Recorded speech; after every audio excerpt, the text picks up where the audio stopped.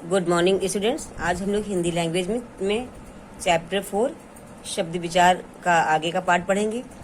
हम लोगों ने इसके पहले पढ़ा था कि शब्द को कितने आधार पर बांटा गया है, 5 आधार पर बांटा गया है, ये लोगों ने पढ़ा था। और उत्पत्ति के आधार पर और रचना के आधार पर शब्दों को कैसे बांटा गया ये हम लोगों ने पढ़ लिया था। आज हम पढ़ेंगे कि नंबर 3 पर विशिष्टता के आधार पर शब्द को बांटा गया है तो वो हम पढ़ेंगे कि विशेषता के आधार पर शब्द को कैसे बांटा गया है।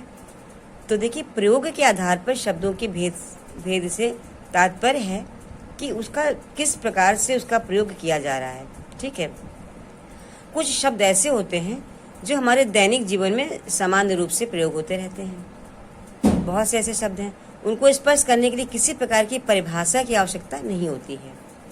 ठीक है, और कुछ शब्द ऐसे होते हैं जिन्हें हम परिभाषाओं और उदाहरणों के द्वारा स्पष्ट करते हैं। इस आधार पर शब्दों को 2 भाग में बांटते हैं। ये हमारे विशिष्टता के आधार पर होते हैं। ये कुछ शब्द ऐसे होते हैं कि जिन्हें हम साधारण दैनिक बोलचाल की भाषा में बोलते रहते हैं, तो उन्हें हमें उनकी परिभाषा नहीं देनी पड़ती है। वो शब्द से ही स्पष्ट हो जाता है कि हाँ, ये शब्द कि ये इसका अर्थ है। लेकिन कुछ शब्द ऐसे होते हैं कि जिन्हें हमें उसमें बताना पड़ता है कि हाँ, इसमें ये चीज़ है, उसमें हमें उसकी परिभाषा बतानी पड़ती है। तो उस आधार पर विशिष्टता के आधार पर भी शब्दों के 2 भेद हैं, एक सामान्य शब्द है और एक पारिभाषिक शब्द है। तो सामान्य शब्द में क्या है कि सामान्य शब्द में वे शब्द आते हैं जिनका प्रयोग हम दैनिक जीवन की बोलचाल की भाषा के लिए करते हैं। साधारण से शब्द हमारे जैसे दाल है, सब्जी, रोटी, विद्यालय, घर, सड़क, कपड़ा, इस तरह के डेली बोलचाल के जो हमारे शब्द हैं, इनको परिभाषित करने की ज़रूरत नहीं पड़ती। इन शब्दों को बोला तो खुद ही सामने वाला समझ जाता है किस बारे में बात हो रही है। ये हमारे सामान्य शब्द होते हैं। अब दूसरा हमारा होता है पारिभाषिक शब्द। पारिभाषिक शब्द होते हैं बच्चों के ऐसे शब्द जिनकी रचना विशेष प्रयोजन की पूर्ति के लिए की जाती है, इसीलिए उन्हें पारिभाषिक शब्द कहते हैं। और इन शब्दों का जो प्रयोग होता है वो विभिन्न विषयों के लिए होता है। विभिन्न विषय हुए, चाहे व्यवसाय हुए, चाहे न्यायालय हुआ या कानून हुआ, कई चीज़ों को समेटे हुए ये शब्द होते हैं, इसीलिए इनको हम पारिभाषिक शब्द कहते हैं। जैसे कि अब देखिए, अभी हम लोग क्या पढ़ रहे हैं, ये हिंदी व्याकरण की किताब पढ़ रहे हैं। ठीक है, अब एक शब्द है व्याकरण। तो व्याकरण शब्द कह देने से ही ये पता लग गया कि व्याकरण में आप संज्ञा पढ़ेंगे, सर्वनाम पढ़ेंगे, विशेषण पढ़ेंगे, क्रिया पढ़ेंगे। ठीक है, क्रिया विशेषण आप पढ़ेंगे और सभी व्याकरण के नियमों की जो जानकारी वो आप इसमें पढ़ेंगे। तो एक शब्द व्याकरण अपने में इतनी चीज़ों को समेटे हुए है। तो इस प्रकार से ये जो व्याकरण शब्द है ये पारिभाषिक शब्द है। ठीक है, ये विशेषता के आधार पर व्याकरण शब्द बनाया गया, पारिभाषिक शब्द है ये। अब जैसे एक शब्द आपका है न्यायालय। न्यायालय एक ही शब्द है, लेकिन न्यायालय ऐसा शब्द है कि इसमें कई चीज़ें इसमें समाहित हैं। अब न्यायालय शब्द से ही समझ जाएंगे आप कि इसमें न्यायालय में न्याय मिलता है, सज़ा मिलती है, कैद मिलती है, धाराएं लगाई जाती हैं, ये सब चीज़ें न्यायालय में होती हैं ना। तो ये न्यायालय हमारा पारिभाषिक शब्द है। तो ऐसे शब्द जिनकी रचना किसी विशेष प्रयोजन की पूर्ति के लिए करें वे हमारे पारिभाषिक शब्द कहलाते हैं। ये हमारे होते हैं पारिभाषिक शब्द। अब देखिए, प्रयोग या व्याकरणिक प्रकार के आधार पर शब्द के कितने भेद हैं। व्याकरण के अंतर्गत सभी शब्दों को 2 भागों में बांटा गया है। ठीक है, व्याकरणिक प्रकार के आधार पर 2 भागों में इसको बांटा गया है। एक हमारा विकारी शब्द और एक अविकारी शब्द। ठीक है, विकारी और अविकारी। विकारी शब्द आप लोगों ने 6th में 7th में आपको बताया है कि ऐसे शब्द जिनमें परिवर्तन हो जाता है, जैसे सर्वनाम है, क्रिया है, संज्ञा है, विशेषण है। ठीक है, और अविकारी जिनमें परिवर्तन नहीं होता है। जिन शब्दों में क्रिया विशेषण है वो संबंध बोधक हैं, विस्मयादि बोधक हैं, समुच्चय बोधक हैं। तो इस प्रकार से विकारी और अविकारी 2 भागों में बांटा गया है। विकारी क्या? वाक्य में प्रयोग किए जाने पर जो शब्द लिंग, वचन, कारक, काल से प्रभावित हो जाएं, ठीक है, और उनके अनुसार उनमें परिवर्तन आ जाए, वे विकारी शब्द हैं। ठीक है, अब देखिए, संज्ञा शब्द में परिवर्तन आता है। स्त्री है, स्त्रीलिंग है, पुल्लिंग शब्द है। ठीक है, तो या एक वचन है, द्वि वचन है, इस तरह से परिवर्तन आता रहता है। संज्ञा शब्द में, सर्वनाम शब्द में भी परिवर्तन आता है। क्रिया शब्द में परिवर्तन आता है। कर्ता एक वचन है तो क्रिया दूसरी होगी, कर्ता बहुवचन है तो क्रिया बदल जाएगी। इस तरह से विकारी शब्द में परिवर्तन आता रहता है। अब देखिए, अविकारी शब्द क्या होते हैं कि वाक्य में प्रयुक्त होकर भी जिन शब्दों के स्वरूप में कोई परिवर्तन नहीं आता, कोई विकार उत्पन्न नहीं होता, वो हमारे होते हैं अविकारी शब्द। ये हमारे होते हैं क्रिया विशेषण, संबंध बोधक, समुच्चय बोधक, विस्मयादि बोधक, निपात। इन शब्दों में परिवर्तन नहीं आता है। वो है ये वाक्य के बीच में प्रयोग होते हैं और इन पर लिंग, वचन और कारक के कारण कोई भी परिवर्तन नहीं आता है। अब अर्थ के आधार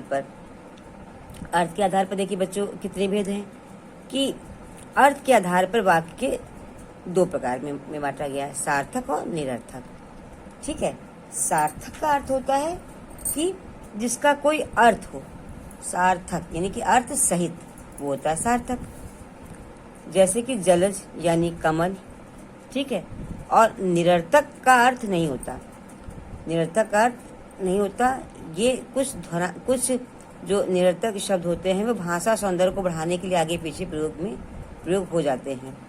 कुछ ऐसे शब्द हैं जिनके साथ कुछ निरर्थक शब्द लगे होते हैं और साधारण बोलचाल की भाषा में उसको प्रयोग में लाते हैं, लेकिन उनका कोई अर्थ नहीं होता है। जैसे अक्सर हम लोग कह देते हैं, अरे भाई चाय पी लो, अरे भाई पानी वानी पी लो। तो चाय तो सार्थक शब्द हुआ, लेकिन शाय नहीं हुआ ना। पानी तो सार्थक शब्द हुआ, लेकिन वाणी नहीं हुआ ना। तो इस तरह से हमारे निरर्थक शब्द कभी कभी सार्थक शब्दों के साथ एक तुकबंदी के प्रयोग में या थोड़ा सा उसकी भाषा सौंदर्यता के लिए प्रयोग में आ जाते हैं, लेकिन इनका अर्थ नहीं होता है। ठीक है, तो इस प्रकार से अर्थ के आधार पर दो भागों में बांटा गया है, सार्थक और निरर्थक। अब देखिए, अर्थ के आधार पर शब्द के भेद कितने हैं। जो सार्थक शब्द हमारे हैं, पर्यायवाची हैं, विलोम हैं, एकार्थी है, अनेकार्थी है, श्रुति भिन्नार्थक है और अनेक शब्दों के लिए एक शब्द है। पर्यायवाची शब्द बच्चों क्या होते हैं कि पर्यायवाची शब्दों को समानार्थी या समानार्थक शब्द भी कहा जाता है। ठीक है, पर्यायवाची शब्द रूप में भिन्न होते हैं पर अर्थ एक ही होता है। इनके शब्द तो भिन्न होते हैं लेकिन इन सबका अर्थ एक ही होता है। अब जैसे एक शब्द है जल, तो जल को हम लोग नीर भी कहते हैं, पानी भी कहते हैं, अम्बु कहते हैं, तोय कहते हैं, पेय कहते हैं। कई चीज़ों से कई नामों से जल को जानते हैं। ठीक है, तो लेकिन इसका अर्थ मतलब नाम अनेक है, अर्थ वही है। तो ये पर्यायवाची होते हैं कि समानार्थी या समानार्थक शब्द भी इनको कहते हैं। ये समान अर्थ समान होता है। जैसे अब आसमान एक शब्द है, इसको हम गगन भी कहते हैं, आकाश भी कहते हैं, अंबर भी कहते हैं, नभ भी कहते हैं। देखिए, अलग अलग शब्दों से आसमान को बुलाया गया है, अर्थ सबका एक ही है। तो ये हमारे पर्यायवाची होते हैं। विलोम क्या होते हैं, एक दूसरे का उल्टा अर्थ प्रदान करते हैं। उल्टा अर्थ, जैसे अच्छा का खराब, इच्छा का अनिच्छा, आकाश का पाताल। इस तरह से हमारे विलोम होते हैं। एकार्थी शब्द क्या होते हैं, एकार्थी शब्द होते हैं जो सदा एक ही अर्थ देते हैं, एक ही अर्थ इसका होगा और कोई अर्थ नहीं होगा, वो हमारे एकार्थी शब्द होते हैं।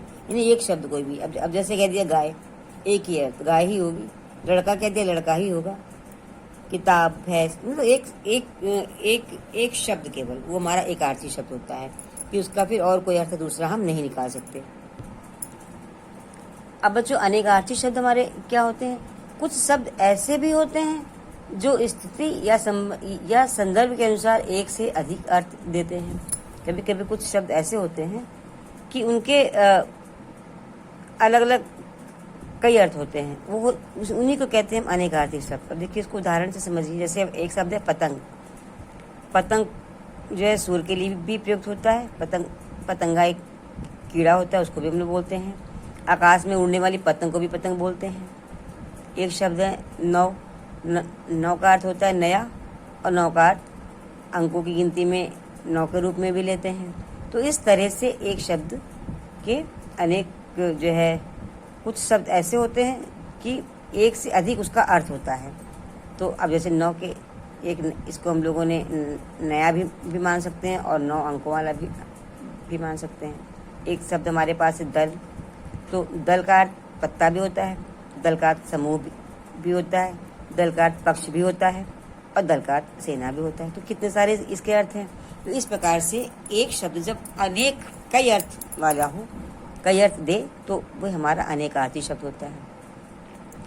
फिर हमारा श्रुति सम भिन्नार्थक शब्द, जैसे कि इसका नाम ही है कि सुनने में समान और भिन्न अर्थ देने वाला। श्रुति मतलब सुनने में, सम मतलब एक जैसा, और भिन्न मतलब अलग, और अर्थ का मतलब अर्थ, यानी कि सुनने में तो एक हो, जिन शब्दों के उच्चारण में अत्यंत सूक्ष्म अंतर होता है, अर्थात सुनने में ये एक जैसे सुनाई पड़ते हैं लेकिन अर्थ इनका भिन्न होता है, इसीलिए इनका नाम ही है श्रुति सम भिन्नार्थक शब्द। जैसे देखिए, आप उदाहरण से इसको समझिए।